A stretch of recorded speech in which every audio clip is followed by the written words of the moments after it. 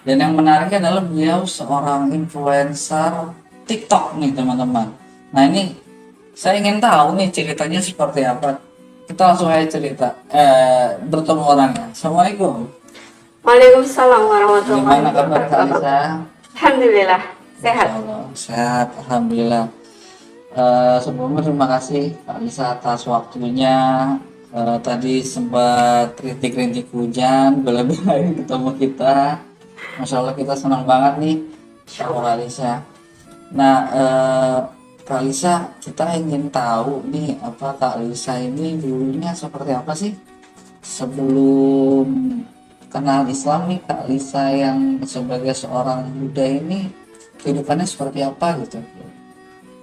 Kehidupannya seperti apa ya? Nah, Berarti kehidupan yang mewah atau tidak gitu ya? Kalau untuk Buddha itu kan kita nggak seperti di Muslim ya, sholat 5 waktu ya. iya. Jadi itu hanya ada hari-hari tertentu saja yang mana kita untuk ibadah seperti itu. Dan juga di situ paling di rumah kita itu mohon maaf ya, ada pekong gitu kan, pekong kecil yang mana di situ tinggal ibadah di situ saja. Tapi jujur saya nggak taat juga. Saya itu lebih ke kalau untuk gaya hidup di benar-benar menekutin atau di gaya hidup di Buddha itu tadi itu sudah menikah ya, sesudah menikah. Belum tahu ya, saya udah menikah.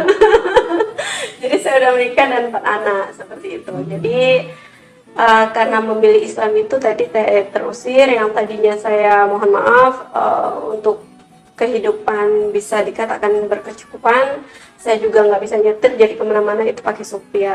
Tapi setelah saya memilih Islam, ya masya Allah tabarakallah, ya saya harus siap dengan konsekuensi untuk kehilangan itu semua. Itu aja sih. Kenal Islam. Kenal Islam di mana? Berawal dari baca terjemahan Al-Quran yang sudah tidak utuh dan itu miliknya babysitter saya. Kebetulan babysitter saya itu muslim dan dia bisa saya katakan muslim yang sangat taat.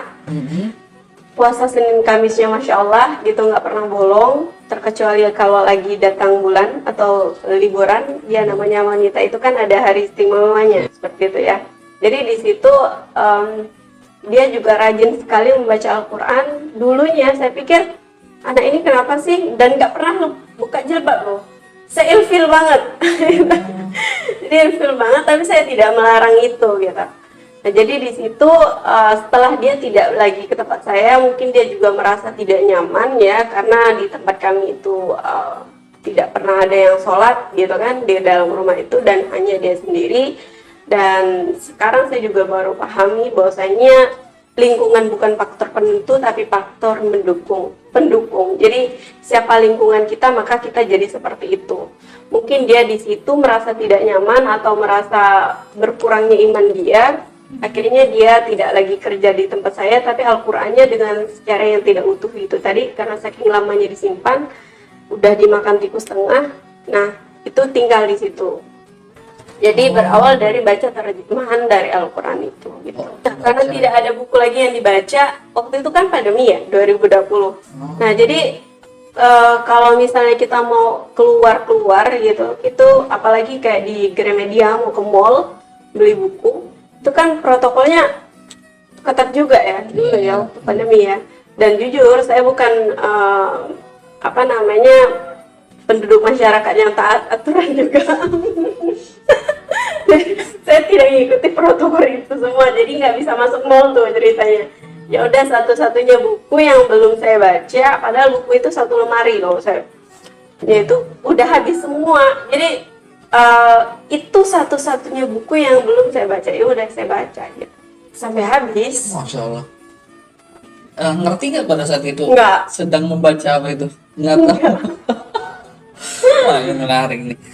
Nah, pada saat itu tahu Islam itu momennya seperti apa? Oh, ini Islam nih kitab sucinya. Nggak, ya saya tahu itu Al-Quran, saya tahu tahu. itu kitab suci Al-Quran. Hanya saja saya nggak tahu apa yang ada di dalamnya. Oh, Karena yang kita tahu kan Al-Quran itu memang ada bahasa Arabnya aja kan. iya iya. Nah, tapi di situ saya menariknya ada terjemahan Al-Qur'annya itu. Jadi saya baca di situ dari juz 1 sampai juz 5 itu saya nggak paham apa yang saya baca, jujur. Tapi keinginan belajar tuh ada. Menurut saya tinggi banget bahasa Al-Qur'an itu. Tapi dulu, kalau sekarang alhamdulillah Allah udah kasih hidayah yang mana bisa memahami walaupun tidak semua ya. Sedikit Allah kasih ilmu, sedikit sekali ya, bisa kasih ilmu bahwasanya setiap ayat Al-Qur'an itu saya bisa memahami gitu. Kak Lisa dulu maksudnya Islam tuh menurut Kak Lisa seperti apa sih?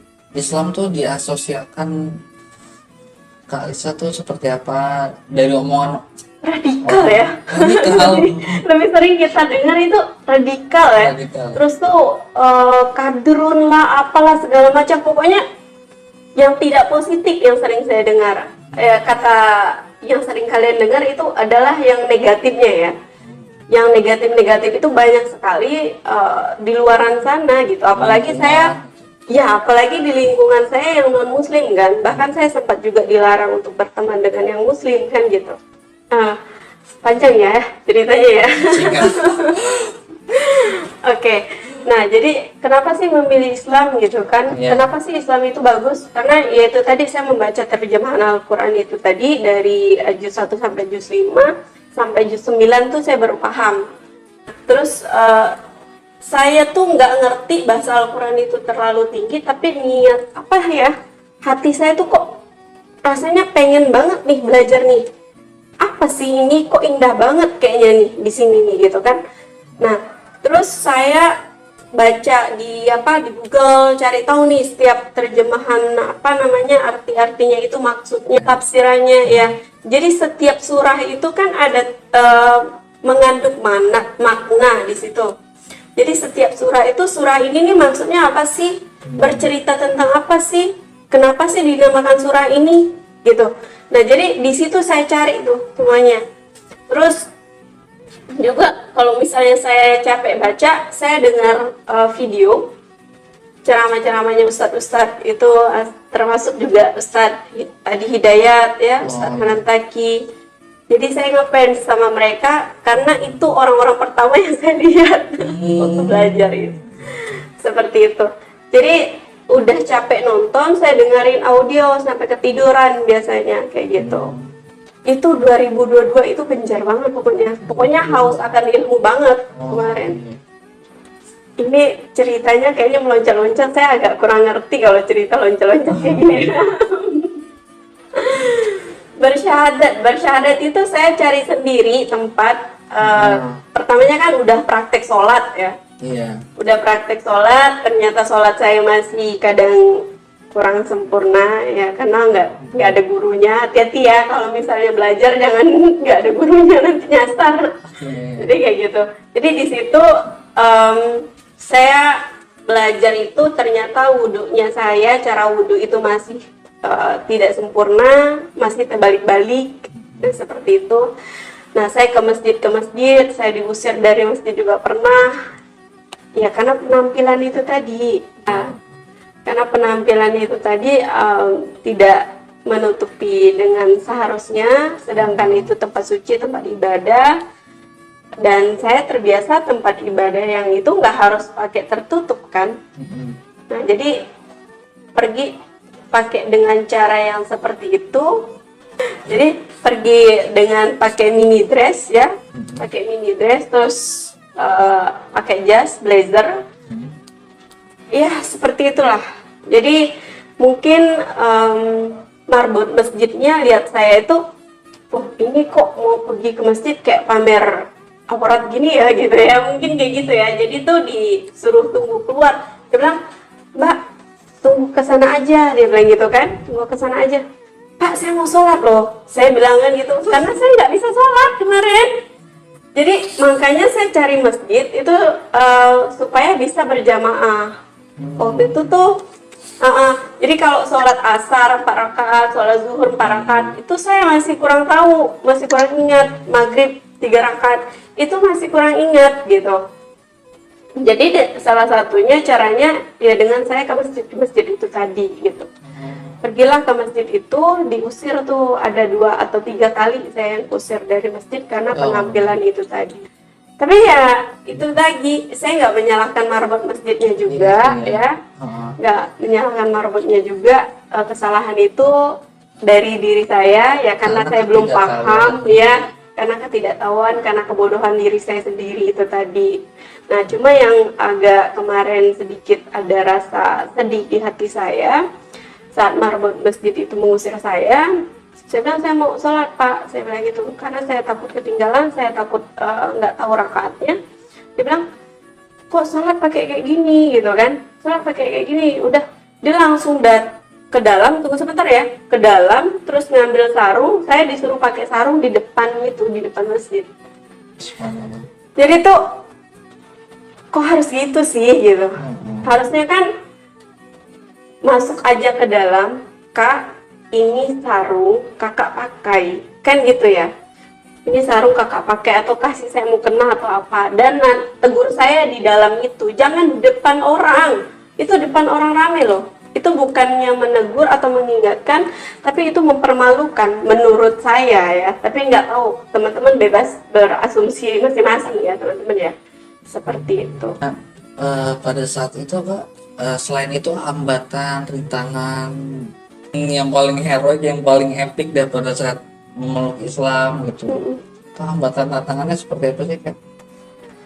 Hambatan dan tantangannya, pertamanya tadi kita sholatnya sembunyi-sembunyi, belajar ngaji sembunyi-sembunyi bersama keempat anak saya ya, sampai pada akhirnya pas kami lagi praktek sholat maghrib, waktu itu sholat maghrib kan 3 rakaat, baru kedua rakaat papinya pulang dari toko. Biasanya saya kunci, waktu itu saya lupa kuncinya, papinya pulang, terus buka pintu, cek kami lagi sholat tuh berlima, anak saya 4 dan saya baru 2 rakaat. Terus dia bilang, apa ini? Langsung ditarik mukena anak saya, dibuang, dibakar di depan, Al-Quran apa semua sajadah itu diambil, dibuang di depan. Dan ternyata bukan hanya barang-barang itu yang dibuang, tapi sayanya juga dibuang ke depan. Jadi saat itu langsung diusir dari rumah, terus diharamkan untuk sholat di dalam rumah gitu, jangan lagi tinggal ke rumah itu gitu. Anak-anak juga? Iya, jadi dikasih 2 pilihan tuh, memilih Islam atau meninggalkan Islam gitu kan. Kalau misalnya memilih Islam, boleh pergi, boleh belajar Islam, boleh bawa anak, tapi jangan bawa satu benda pun dari rumah, kayak gitu. Atau meninggalkan Islam, boleh tinggal di rumah itu. Pada saat itu Kak Alisa teguh pendiriannya memilih Islam, masih memilih Islam, tapi juga masih tinggal di rumah situ. Karena bayangkan Bang, 4 anak kan, dengan saya yang biasanya sudah semuanya dikerjain orang, dan saya nggak bisa nyapu, ngepel, ngurus anak itu karena semua udah ada yang ngurus. Jadi tuh saya nggak bisa gitu kan, dan dengan ini semua saya harus lepaskan gitu. Jadi saya waktu itu belum siap, jujur belum siap. Jadi saya masih bertahan dengan keadaan seperti itu gitu. Itu berapa lama akhirnya memutuskan berani untuk? Sampai udah nggak mampu banget. Nggak mampu banget ya. Nah, disiksa benar-benaran di situ. Ya, jadi sholatnya harus di luar dari rumah itu gitu kan, di bawah pohon, nggak diam-diam lagi. Setelah saya tahu bahwasanya saya terinspirasi dengan salah satu sahabat baginda Rasulullah SAW itu adalah tahu Umar bin Khattab. Ya. Nah, jadi saat beliau dulu kan waktu itu baginda Rasulullah ini berdakwah sembunyi-sembunyi sebelum masuknya Umar ke Islam. Setelah Umar masuk, kenapa kita harus sembunyi-sembunyi kalau ini benar ya Rasulullah, kata Umar kan. Nah, saya tuh terinspirasi banget di situ gitu. Nah, jadi ngapain saya harus sembunyi-sembunyi gitu, walaupun saya sholatnya di luar rumah, sholat di bawah pohon jambu, di teras, yang penting saya masih bisa melakukan sholat gitu. Ada seramnya juga sih kadangnya sholat di luar, karena kalau sholat tahajud kan sepertiga malam kan, tengah malam kan, pokoknya nggak sholat di luar rumah gitu. Jadi pernah Jadi pas lagi sholat tahajud itu kan, lagi serius nih, lagi nangis-nangisnya, tiba-tiba kucing lompat dari atas, ya Allah. Mau copot jantung. Ya. Tuh, cerita lucu juga ya, kayak gitu. Jadi di situ udah berkali-kali diusir dari rumah, akhirnya saya udah nggak tahan. Terakhir itu saya bilang sama papinya, kamu boleh kasih anak-anak apa-apa, tapi tolong jangan kasih ini sama anak-anak, jangan mentang-mentang punya uang, semua barangku, semua apapun makanan yang tidak saya izinkan kamu kasih gitu. Nah waktu itu dia kasih B2 itu kan. Nah jadi di situ pertengkaran hebat banget, semua barang-barang itu pecah, lemari, meja, apa semua meja yang kayak gitu tuh, itu dipukul 2, terus mau dihantam ke saya. Nah di situ sebelum kejadian itu saya bilang dulu sama yang pengasuh anak-anak saya bilang kalian masuk ke kamar, kunci pintu kamarnya, apapun yang terjadi kalian jangan keluar, anak-anak jangan melihat ini, biar kakak aja yang tahu ini, biar kakak aja yang hadapin ini gitu, kalian masuk semuanya di kamar. Jadi mereka masuk di kamar, sampai mereka kan nangis-nangis tuh. Saya bilang nggak usah ikut campur, saya bilang gitu, yang penting anak-anak nggak lihat. Jadi itu meja dipatahkan, Iya, terus terus mau dihantam ke saya hanya diam aja. Tapi mungkin karena dia melihat saya diam itu, dia ada rasa takut di dalam hatinya gitu. Jadi nggak sempat dihantamkan, tapi anak saya yang dari barang-barang yang lain itu sempat biru-biru juga di tangannya. Seperti itu. Dan saya juga sempat biru juga di kaki, kena hantaman yang lain juga.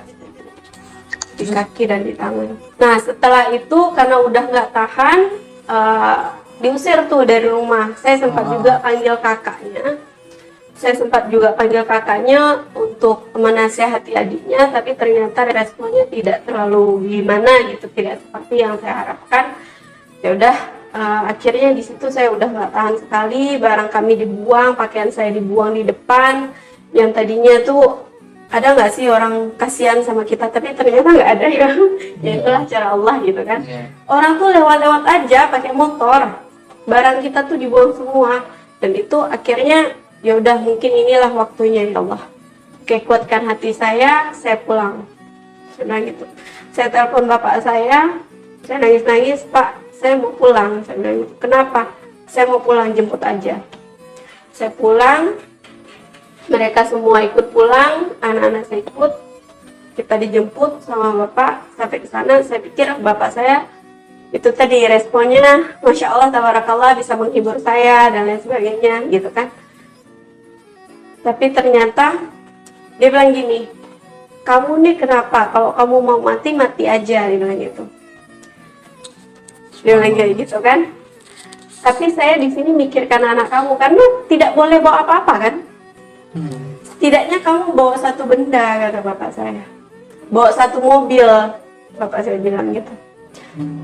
Saya bilang, Pak, sebelum bapak saya mikirkan anak saya 4 nih, saya udah mikirkan itu dulu. Makanya saya berkali-kali diusir, disakiti, bertahan gitu. Tapi Masya Allah, tabarakallah, bapak saya sekarang menjadi garda terdepan saya untuk berdakwah dan membangun sekolah Quran. Alhamdulillah. Masya Allah. Sekolah Quran, TPA, rumah Quran. Malah sekarang jadi ini ya, Umar bin Khattabnya. Masya Allah, tabarakallah. Alhamdulillah. Nah, ini enggak, apakah pengen tahu nih kita nih alasannya Kak Lisa nih, apa namanya, kenapa ragu gitu terhadap agama sebelumnya ya, mohon maaf ya gitu kan. Kenapa ragu sama agama Buddha, kok mau milih Islam gitu? Perbedaannya banyak banget. Iya, maksudnya ya kita tahu kan bukan terlihat damai atau gimana gitu. Iya, terlihat damai, tapi kan belum tentu di dalamnya damai. Maksudnya ada pertimbangan apa sih, membandingkan gitu. Alasannya apa? Ada nggak? Banyak banget. Banyak ya, banyak banget alasannya. Ya pokoknya di Islam itu menurut saya itu nikmat banget. yang mana saya tidak pernah saya dapatkan di situ. Saya pas mencari Tuhan, saya pernah juga ikut ke gereja, saya juga ikut pelayanan di Katolik dan lain sebagainya. betul. Sampai saya berdoa di depan patung, mohon maaf, patung Yesus itu tadi. Oh, Biasanya saya sudah dibawa di dalam satu ruangan ya sebenarnya ya. Dan di situ saya udah saya katakan didoktrin yang saya itu dipertemukan dengan ini salah satu murtadin, seorang wanita ya, dari Islam pindah ke Kristen seperti itu. Jadi jujur di situ saya sempat terpengaruh, tapi di hati saya menolak. Nah, saya berdoa di depan patung itu, saya bilang, saya lihat dulu kan, akal saya tuh nggak sampai di situ. Maksudnya tuh kok bisa sih ini dituhankan gitu? Kok bisa sih ini dituhankan? Jadi saya melihat semuanya perbedaan-perbedaan itu tuh rasanya kayak tidak masuk di akal gitu. Jadi kalau memang Engkau Tuhan, bimbing saya. Tapi kalau memang bukan Engkau Tuhan, maka tunjukkan saya Tuhan yang mana yang sebenarnya pantas saya sembah. Dan saya tersungkur di situ di depan 2000 kurang lebih 2.800-an orang ya, mungkin kurang lebih segitulah ya. Di situ saya tersungkur sekitar 30 menitan, terus habis mereka doa dan lain sebagainya, itu bahasa roh ya. Ada yang bahasa roh kan kalau di agama itu kan.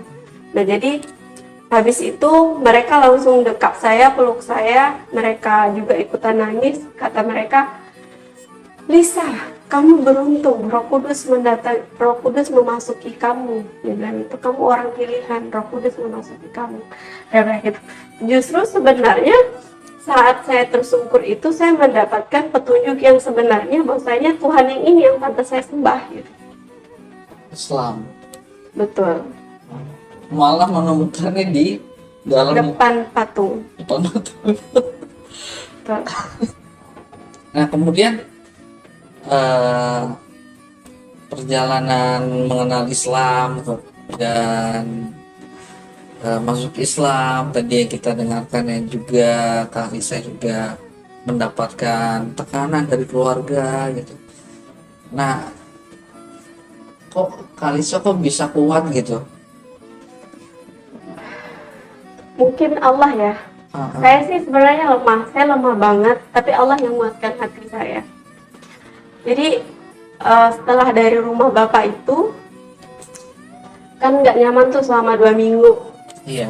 Bahkan bapak kalau ketemu saya di depan pintu buang muka kan. Pokoknya nggak nyaman banget. Rasanya di situ selama 2 minggu itu tidak ada satu orang pun yang mensupport saya, yang mendukung saya. Dari kakak saya, adik saya, ada kata-kata yang tidak nyaman. Saya kalau ingat ini rasa pengen nangis deh. Karena tuh nggak mudah banget gitu.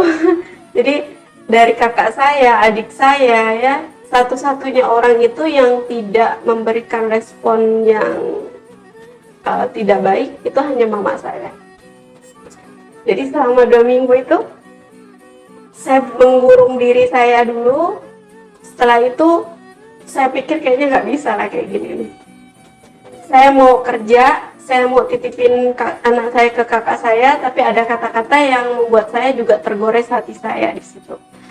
Tapi mohon maaf, untuk saat ini kakak saya Masya Allah, tabarakallah sudah sangat luar biasa, dia menjadi garda terdepan saya juga. Dan jadi di situ saya datangin, saya temuin mama saya bilang, Mak, saya nggak punya apa-apa. Saya nggak punya apa-apa, saya bilang itu, saya cuma minta restu dari mama. Ini nggak ada orang lagi yang dukung saya soalnya. Saya hanya minta restu dari mama, saya nggak minta harta mama, saya nggak minta apa-apa dari mama. Saya cuma minta doa mama. Restui saya. Saya memilih ini untuk kita bekal nanti di surga. Untuk bekal kita nanti, saya bilang pulang. Saya bilang gitu. Mama saya diam agak lama, sekitar 15 menit. Habis itu mama saya ngomong gini, aku nih bisa apa gitu, aku nggak bisa apa-apa. Astagfirullahaladzim. Maaf ya, pengen Apa-apa. jangan lihat saya. Astagfirullahaladzim. Karena mama saya sekarang udah nggak ada. Ya. Jadi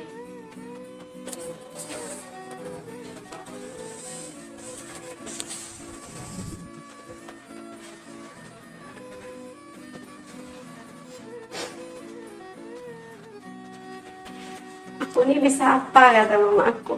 Kata mama saya kan, aku nggak bisa apa-apa. Ya udah kau balik ya lagi di Pontianak itu. Bayangkan, saya di Ponti ini nggak ada rumah karena saya udah diusir kan.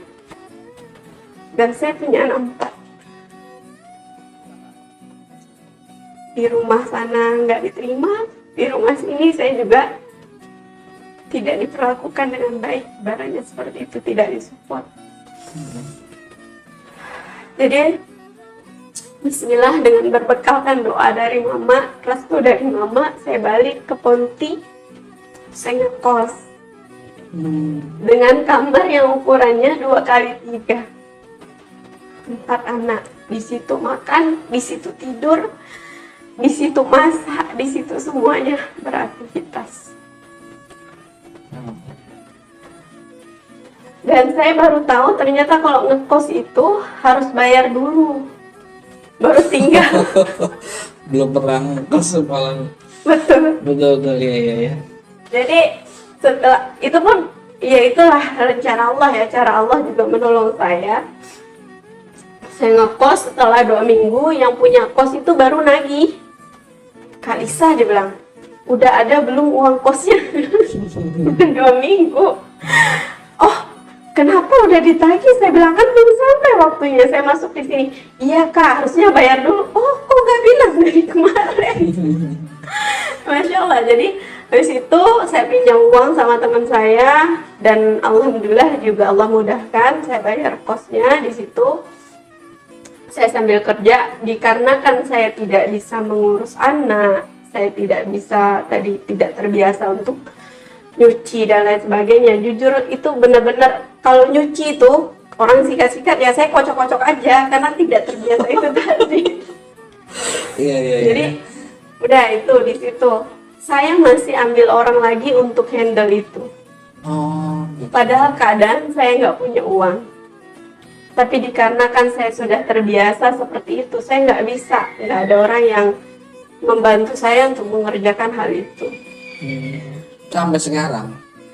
Sekarang untuk nyuci saya juga masih belum pernah, jadi pakai laundry, kan udah mudah. Oh, iya, udah pernah. Masak kan tinggal beli. Oh iya. Mudah sih emang sekarang sih. Iya.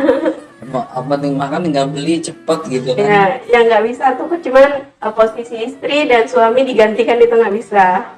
Oh gitu. Iya, nggak bisa dong. Iya. Memang bisa, istri dibeli di luar, suami dibeli di luar. Jadi bisa kan? Sekarang udah berkeluarga? Belum. Oh belum. Mau dipromosikan silakan. Enggak, soalnya takutnya nih teman-temannya suka nanya nih gitu. Oh gitu. Ya langsung aja dipromosikan. Jadi gak enak deh. Baik, Kak Lisa, ini sedih ya, dia juga prihatin, sedih juga. Kemudian nih Kak Lisa, yang membuat Kak Lisa kuat kan pasti anak-anak ya. Ya, anak-anak. Nah, ini komentar anak-anak seperti apa Kak Lisa? Jadi itu dia ya, itulah cara Allah untuk menolong kami juga. Rasanya yang dulu anak-anak itu apa-apa aja kan difasilitasi. Dan kalau misalnya butuh apa-apa gitu langsung dikasih. Kalau untuk 100.000 sehari itu mungkin nggak cukup gitu, kadang lebih, apalagi anak saya 4 itu tadi kan. Tapi Masya Allah, tabarakallah, dengan keadaan yang saya seperti ini, itu 2.000 aja mereka cukup satu hari jajan sekolahnya. 2.000? Saya nggak tahu kayak gimana, seriusan saya nggak tahu kayak gimana. Itulah cara Allah tuh menguatkan hati kita. Jadi Allah itu di saat kita memutuskan hijrah memang semuanya Allah ambil. Allah tidak langsung memberi kita harta, tapi yang pertama-tama Allah kasih itu kekuatan hati kita Kekuatan dulu. mental segala macam, ya betul. Betul.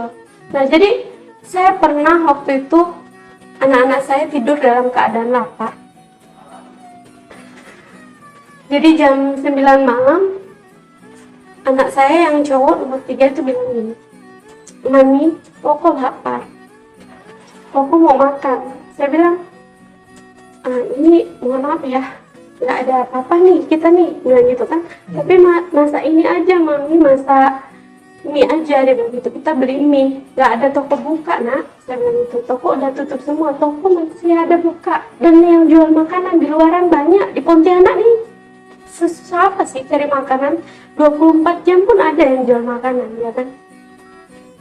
Jadi saya bilang, padahal saat itu bukannya karena tokonya tutup atau nggak ada orang yang jualan, tapi saya uangnya tinggal 1.000 rupiah. 1.000 rupiah. Tinggal 1.000 rupiah. Jadi di situ saya bilang anak-anak saya, "Dana, tidur aja, besok baru Mami belikan," saya gitu. Jadi anak saya tidur dalam keadaan. Terus saya menangis sejadi-jadinya, "Ya Allah," saya bilang, "semua ini tak ada yang terlewatkan darimu. Semua ini terjadi atas izin-Mu. Dan hamba yakin ini yang terbaik bagimu." Saya bilang, "Semuanya ini Engkau saksikan, lihat anak hamba tidur dalam keadaan lapar." Saya nangis. Mbak lagi, tahan bisa, tahan. Ya. Jadi kami pernah itu nggak ada makan sama sekali, dikasih sama tetangga nasi 2 piring nasi putih aja. Itu benar-benar nggak ada apa-apa. Saya belum gajian waktu itu. Dan untungnya juga babysitter saya ini nih, dia nggak minta, "Kak, 1 bulan saya segini ya," nggak minta segitu, nggak kayak gitu. Jadi terserah kakak aja mau bayar saya berapa. Itu Masya Allah, orang-orang baik Allah datangkan gitu kan. Jadi di situ dikasih tetangga 2 piring, kami makan tuh berlima, hanya pakai garam. Ya. Nah, air putih aja saya nggak mau beli waktu itu. Padahal air galon itu 1 galon 5.000 kan. Ya.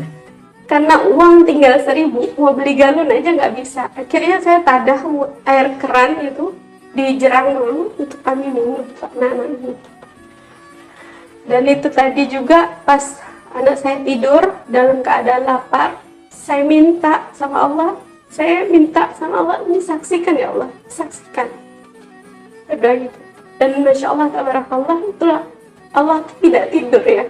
Allah itu benar-benar menyaksikan dan melihat apa yang terjadi pada diri kita. Seperti ini juga bukan secara kebetulan kan, pasti ada campur tangan Allah mempertemukan kita begitu. Jadi besok paginya saya ke Munzalan, tahu ya Munzalan ya? Ya, betul. Saya ke Munzalan ngambil sarapan untuk anak saya. Di situ saya masih sambil berzikir, saya minta sama Allah. Jam 9 pagi saya telepon, ada yang mau nanya-nanya tanah kan. Saya telepon dan Masya Allah, tabarakallah, masuk ke rekening saya 8 juta. Itu komisi dari penjualan tanah kambing. Dan orangnya itu saya tidak pernah ketemu sampai sekarang. Karena orangnya ada di Singapura. Ada di Singapura, ada di Bandung juga. Hanya presentasi dalam waktu 30 menit. Bukan saya yang hebat, bukan saya yang pintar menjelaskan, tapi ada campur tangan Allah di situ. Ketenangan, kenikmatan iman itu tadi ya. Iya. Banyak ya, seperti apa ya? Banyak ya. Banyak banget ya. Jadi tuh, ya itu tadi, salah satunya rezeki juga ya, saya rasakan nilai nominal uang itu tadi. Kalau yang dulu banyak, tapi terasa sedikit. Kalau yang sekarang, walaupun tidak banyak, tapi terasa sangat-sangat banyak. Tapi yang di sini, walaupun tidak sebanyak itu, tapi kok awet banget gitu. Saya dulu pernah waktu itu ya, ada salah satu ulama perdesaan bilang kayak gini, waktu saya sedang mencari Tuhan kan banyak tanya tuh, banyak banget. Jadi dia bilang kayak gini, ya udah kamu tekunin aja, belajar aja terus, nanti kamu akan merasakan kenikmatan ibadah, dia bilang gitu. Walaupun kamu dibayar 1 juta untuk meninggalkan 1 rakaat sholat, kamu tidak akan mau meninggalkan sholat itu, dia bilang gitu. Saya pikir gini, dulu saya masih duniawi banget, masa sih 1 juta dengan 1 rakaat gak sebanding gitu. Kayaknya saya pilih 1 juta deh, benar saya pilih kayak gitu kemarin. Jadi tuh, tapi setelah sekarang, jangankan 1 juta, ternyata saya meninggalkan semua yang saya miliki, dari rumah, mobil, pasangan, aset, tabungan, semua saya tinggalkan itu hanya demi sholat. Jadi bukan hanya 1 juta, Masya Allah, ternyata begini nikmat sholat, ternyata begini nikmatnya. Bagus pertanyaannya. Kalau tadi saya bingung. Jadi seperti itu Bang. Jadi untuk aktivitas saya ya, untuk aktivitas saya sekarang, selain saya juga sebenarnya ada gerakan ya, gerakan teman belajar inspirasi berani hijrah itu tadi, saya masuk ke daerah-daerah lainnya. Ya. Jadi untuk mengajak teman-teman membangun rumah Quran. Oh. Nah, yang tadinya saya juga membangun rumah Quran, sempat juga bapak saya, mama saya, keluarga saya itu, kakak saya nggak support saya. Jadi berbakalkan dari terjemahan Al-Quran tersebut, saya kasih mereka penjelasan di situ bahwasanya untuk apa sih kita di dunia ini, ya kan? Kalau nanti yang pulang itu semua akan ditinggalkan kok. Ini loh yang kita bawa. Bayangkan aja kalau misalnya kita ngajarin anak-anak ini ngaji, terus anak-anak ini bisa ngaji, terus mereka amalkan lagi ke anak-anak istri mereka. Kalau bila mana tahu juga mereka nanti jadi guru, mereka juga ngamalkan, itu pahalanya ngalir terus sama kita. Saya bilang itu. Jadi, dan Masya Allah, Tabarakallah, saya juga tanpa saya sadari setiap yang saya ucapkan ke mereka itu ternyata sudah ayat-ayat dari Al-Quran semua. Dan alhamdulillah sekarang mereka support gitu. Nah, selain itu sekarang kita juga selalu live di channel YouTube saya, Dayak Kalimantan Mu'alaf. Setiap pagi jam 8 sampai jam 10 pagi itu kita kajian Islam. Rutin itu ya? Rutin insya Allah setiap pagi dengan ustadz-ustadz yang memang sudah di bidangnya seperti itu. Dan kalau malamnya itu kita diskusi lintas agama dari jam 8 sampai jam 23 malam. Nah ini menarik nih Kak, tantangan di dunia itu seperti apa sih? Tantangan dunia apa? Dunia digital dakwah apa? Hinaan, cacian, makian itu udah pasti ada. Hujatan, diteror, ya kan, diancam itu. Tapi sebelum mereka kayak gitu, sebenarnya waktu saya dulu juga gitu juga, waktu pertama memilih Islam. Dan kalau ini kan sosial media, kadang kalau mereka komen-komen gitu kan, udah saya tinggal buang aja. Gitu kan, maksudnya tuh tinggal dibisukan untuk komen mereka. Tapi kalau yang dulu itu benar-benar di depan mata saya. Iya, bedanya itu ya. Seperti itu. Tapi kalau yang di depan mata kan nggak banyak. Kalau yang ini kan ribuan. Kayak gitu. Oke. Ada juga biasa mereka itu yang udah memutuskan Muslim atau yang Muslim itu sendiri, yang Muslim dari lahir, tapi mereka sendiri masih tidak yakin dengan kepercayaan mereka sendiri. Dalam arti kata tuh tidak yakin dengan agama mereka sendiri. Itulah juga yang sering saya katakan di sini, banyak sekali PR kita juga ya ini ya.